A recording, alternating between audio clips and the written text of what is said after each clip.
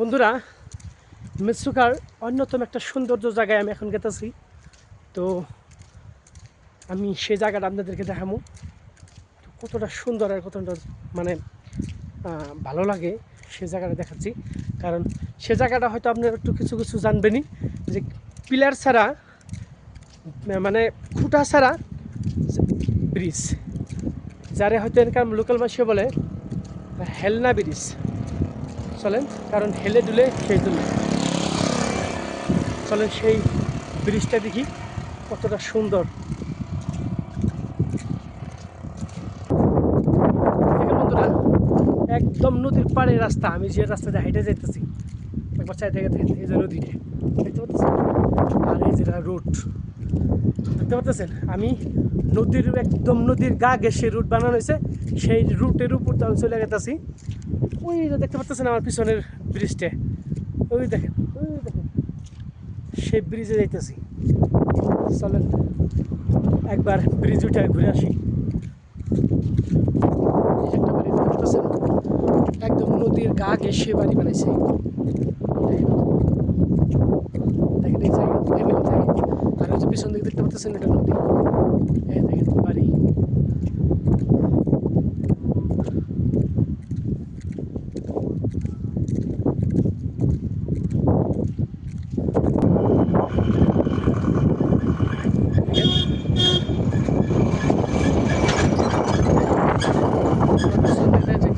একটা বাড়ি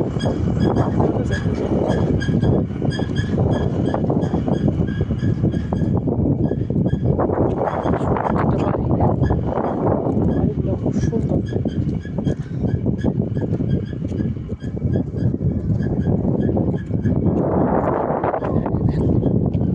সব কালার।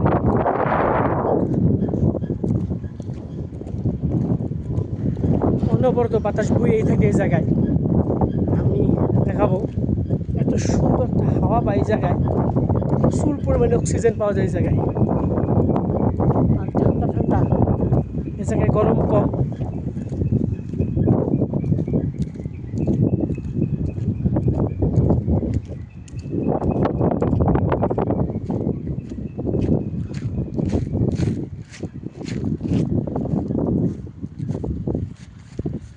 দেখেন বন্ধুরা, দেখেন অনবরত বাতাসে উঠতেছে।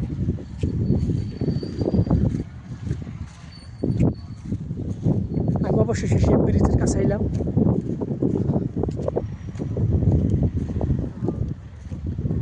আমি এখন দেখাবো সেই ব্রিজটা।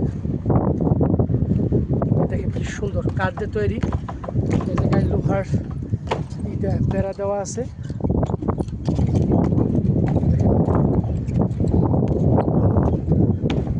দেখতে পাচ্ছেন, আমার পিছন দিতে একবার দেখেন, দেখেন ব্রিজ। এই ব্রিজে কোনো খুঁটা নাই, কোনো পিলার নেই। দেখেন বন্ধুরা, এই ব্রিজে হাঁটতেছি, দেখতে পাচ্ছেন। দেখেন আমি এই পাড়ার থেকে ওই পারে যাবো এখন। সুন্দর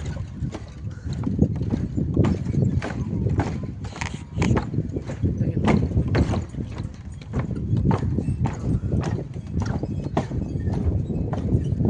আমার পিছন থেকে দেখতে পাচ্ছেন। আর নদী, পুরোটাই নদী, এই দেখেন পুরোটাই নদী। আর সবচেয়ে সুন্দর ভিউ কি জানেন, আমার পিছন থেকে দেখাইতেছি। দেখেন আমার পিছন, এই দেখেন পাহাড়ের উপরে মেসুকা লেখা, দেখতে পাচ্ছেন। সুন্দর ভিউ এটাই, দেখেন এই সুন্দর জায়গাটায় যদি আমি নাইতাম তাহলে কি জানি আমার এই ভ্রমণটা আদরেই থাকতো, এখন পরিপূর্ণ হবে। আর সবচেয়ে আশা ছিল আমার ওই চড়াটাই উঠতে, ওই মেসুকা ওই লেখা আছে যে ওই জায়গায় ওঠার খুব ইচ্ছে চাও, কিন্তু হয়তো এই বছর হবার এখন হয়তো পারুম না, কারণ সময়ের কিছু অভাব হয়েছে। তা নইলে ওই জায়গায় উঠতাম। এখন ওই জায়গায় উঠতে প্রায় 2 থেকে 3 ঘন্টা সময় লেগে যাবো, কারণ পাহাড় বেয়ে উঠতে হবে।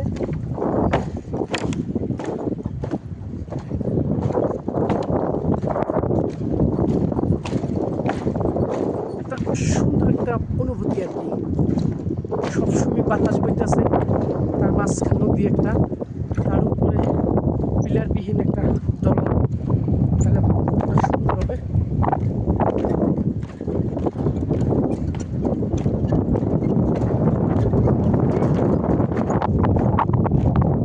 চটে গেছে, ছোট ছোট আছে, এপারে এলাম।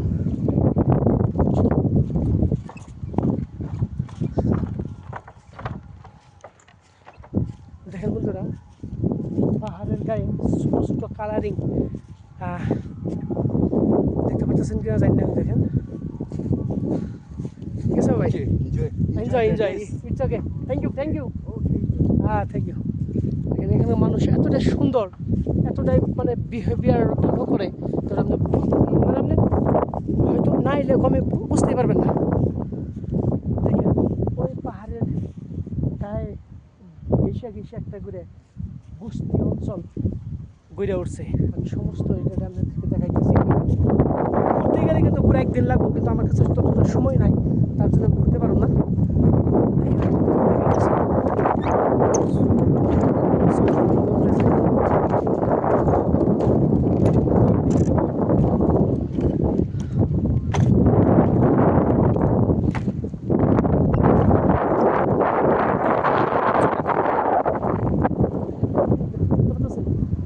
সুন্দর পাহাড়ের গা ঘেঁষে নদীর কিনার দিয়ে ঘুরে উঠছে অঞ্চল।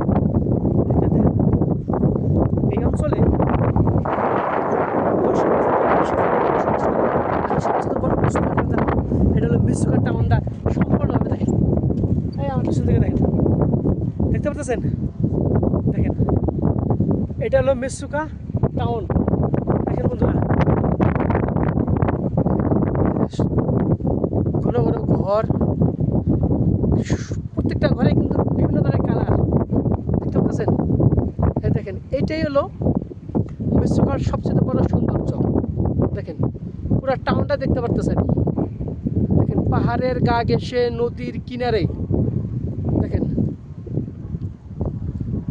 মানুষ কতটা সৌন্দর্য হইতে পারে আর কতটা ভালো হইতে পারে, দেখতে পারতেছেন? দেখেন আর এই যে লেখা আছে মিসুকা, দেখেন পাহাড়ের উপর একদম কিনারে লেখা আছে মিসুকা। এই অঞ্চলের যে কোনো জায়গা থেকে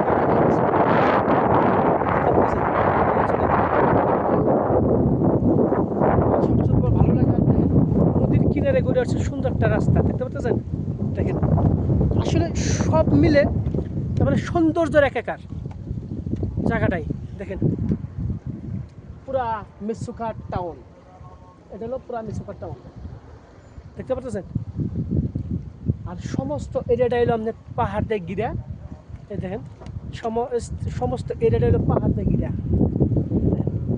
চারের দিকটা দেখেন পাহাড় দিয়ে ঘিরা, মধ্যে সেটা ছোট্ট একটা সমতল অঞ্চল, তার মাঝখানে গড়ে উঠছে, তার উপরে গড়ে উঠছে এই মিসুকা টাউন। দেখেন এখানে বিশেষ করে 4 ধরনের ট্রাইবেল মানুষ বসবাস করে। রামু, লেম্বু ইত্যাদি ইত্যাদি ট্রাইবেল মানুষগুলো এই জায়গায় বসবাস করে। এটা আসলেতে অরিজিনালি মঙ্গোলীয় জনগোষ্ঠীর মানুষ। দেখেন আর আরেকটা জিনিস দেখায়, দেখেন পাহাড়ের কিনারে, দেখেন পাহাড়ের নিচে সুন্দর একটা সমুদ্র, সুন্দর একটা সমুদ্র। দেখেন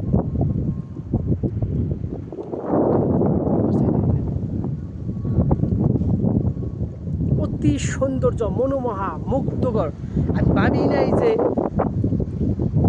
এত সুন্দর একটা জায়গা থাকতে পারে এই অরুণাচল প্রদেশে। দেখেন সবুজ সবুজ পাথরের মাঝে একটা একটা করে গাছ।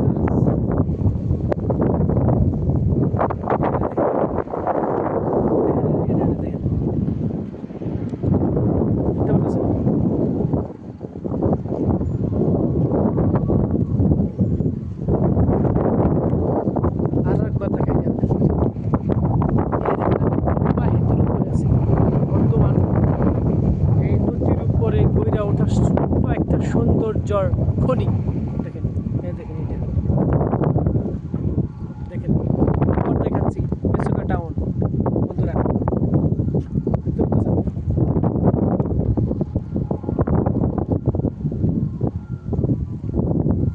যত দেখছি তত মুগ্ধ হইতে তত মুগ্ধ হচ্ছি বন্ধুরা। সুন্দর বাড়ি দেখতে পাচ্ছেন, ওই যে লাল টিন একটা ঘর তৈরি, ওইটা কিন্তু কাঠের দ্বারা কাঠ দিয়ে বানানো ঘর। পুরো জায়গাটা দেখে এই জায়গায় বছরের 4 থেকে 5 মাস বরফ ঢেকে থাকে, আর যখন বরফ ঢেকে থাকে তখন আরো সৌন্দর্যটা ফুটে ওঠে। এখন তো মানে বরফ নাই, তার জন্য এই সৌন্দর্যটা কিছু কমে গেছে হয়তো। সম্পূর্ণ সৌন্দর্যটা হয়তো আমি উপভোগ করতে পারলাম না এখন, কারণ এখন বরফ নাই বা হয়তো ঠান্ডার সিজন না। যখন হয়তো উইন্টার সিজন আসে তখন কিন্তু এটা খুবই সৌন্দর্যময় করে ওঠে নিজের।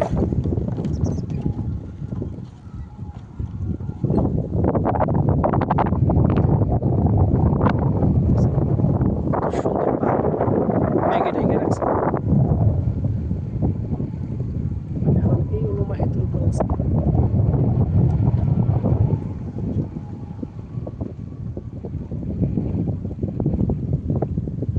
নদীর কিনারে দেখছেন, নদীর কিনার দিয়ে বাড়িঘর মানুষের।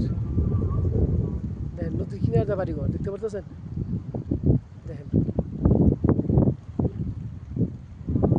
নদীর গা ঘেঁষে ঘুরে উঠছে নতুন ছোট ছোট একটা বস্তি অঞ্চল। আর এটা হলো টাউন, মিসুগা টাউন এটা।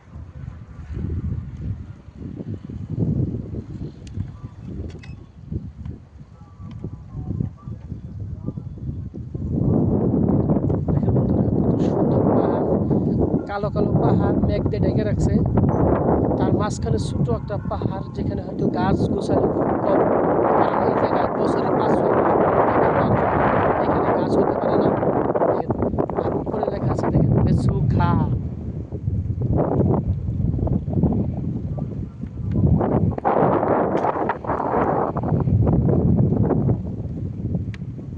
তার মাঝখান দিয়ে বয়ে গেছে নদীটা। অনবরত আমার চুলের অবস্থা দেখতে পারতেছেন, অনবরত এখানে বাতাস বয়ে থাকে, তার মানে এতটাই ভালো লাগে।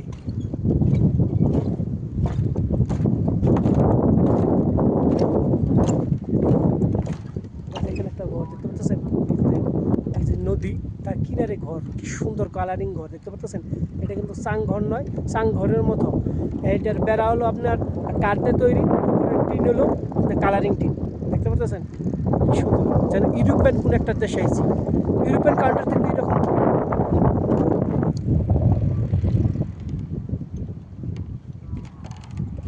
তো আসবেন সবাই, বেরিয়ে যাবেন এই জায়গায়, হয়তো আইলে খুব সুন্দর লাগবে। আইলে কথা হয়তো আপনারা বুঝবেন এলাকার সৌন্দর্য। অরুণাচল প্রদেশের যে রাজধানী ইটানগর আছে, ইটানগর থেকে 500 কিলোমিটার উত্তরে ওয়েস্ট সিয়াং ডিস্ট্রিক্টে, আর এখান থেকে প্রায় চীন আর ভারতের বর্ডারের মতো 40 কিলোমিটার দূরে। কারণ যার জন্য সবার সাথে আর্মির ক্যাম্প, এই যে দেখতে পাচ্ছেন, এগুলো সব আর্মির ক্যাম্প। পাহাড়ের গা ঘেঁষে দেখতে পাচ্ছেন, ওই যে পাহাড়ের গা ঘেঁষে ওই যে টাউনগুলো ঘুরে উঠছে।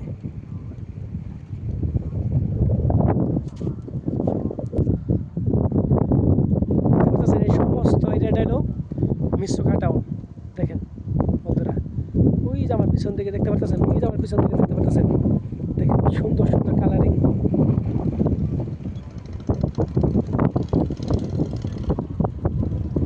এখানকার মানুষ আমি হয়তো নাইলে বুঝতে পারতাম না, খুবই খুবই অমায়িক আর ভদ্র।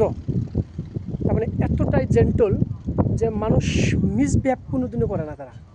তারা একটা কথাই বুঝে যে এই জায়গাটা হলো আমাদের জন্য জান্নাত।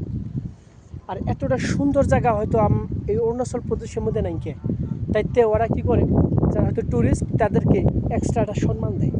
তার জন্য সবসময় তাদের সাথে ভালো করে স্পষ্ট করে সুন্দর করে কথা বলে, আরও অমায়িক ব্যবহার। ওই যে ঘোড়া ঘাস খাইতেছে, দেখ ওই যে কালা কালো দেখা যাচ্ছে, ওইটা কিন্তু ঘোড়া ঘাস খাইতেছে। সুন্দর সমান একটা জায়গা, তার মধ্যে কিন্তু ঘাস খাইতেছে, ওই ঘোড়ায় ঘাস খাইতেছে।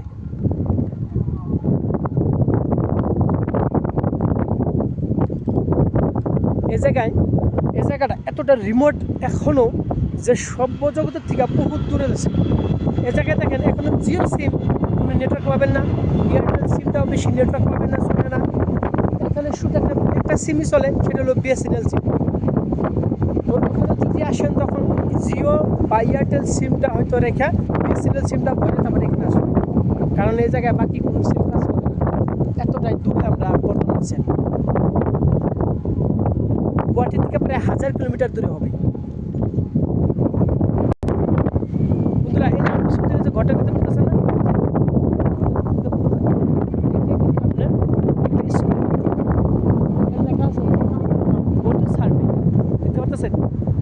এখানকার মিডিয়ামটা হলো ইংলিশ ভাষা, অফিসিয়ালি ভাষাটা হলো ইংলিশ।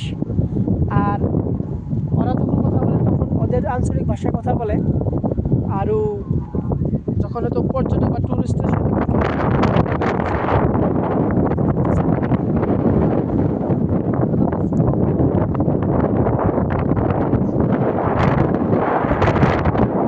শান্তি মনে, আনন্দ মনে তারা এই জায়গায় দেখি খুব ভালো লাগতেছে।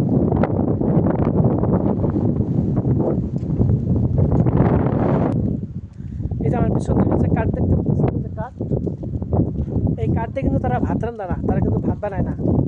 এই কাঠগুলো সংগ্রহ করে রেখে দিচ্ছে, কারণ যখন যে ডিসেম্বর জানুয়ারি ফেব্রুয়ারি মাসে যখন হয়তো ওই জায়গায় প্রচুর পরিমাণে বরফ পড়বে, তখন অত্যাধিক পরিমাণে ঠান্ডা লাগে, তখন তারা কী করে শরীরটাকে গরম করার জন্য এই কাঠটাকে পুড়িয়ে তারা সেখান থেকে সেই অগ্নির থেকে বা আগুন থেকে তারা সেই উত্তাপ হয়তো তারা নিজের দেহটাকে পূরণ করার জন্য সেখান থেকে এই আগুনের তাপ নেয়। দেখতে পাচ্ছেন এরা পিছন থেকে যে কাঠের থুপ খেয়ে রাখছে, কাঠটা মানে একটা মানে হয়তো কাঠের একটা বোঝা এই জায়গায় রেখে দিছে। এই জায়গায় এখন কিন্তু কোনো বরফ নাই, এখন গরমের সিজন, সামার সিজন, তবুও এই জায়গায় রাত্রি কিন্তু কম্বল গায়ে দিতে লাগে। আর আমাদের এখানে কম্বল তো দূরের কথা, আপনি কিছুই করতে পারবেন না, মানে হয়তো গায়ে কাপড় রাখতে পারবেন না, এতটাই গরম অনুভব হয়। কিন্তু এই জায়গায় এখনও কম্বল গায়ে দিতে লাগে। যখন ঠান্ডার সিজন হয়, যখন বরফ পড়ে, তখন কতটা ঠান্ডা লাগতে পারে।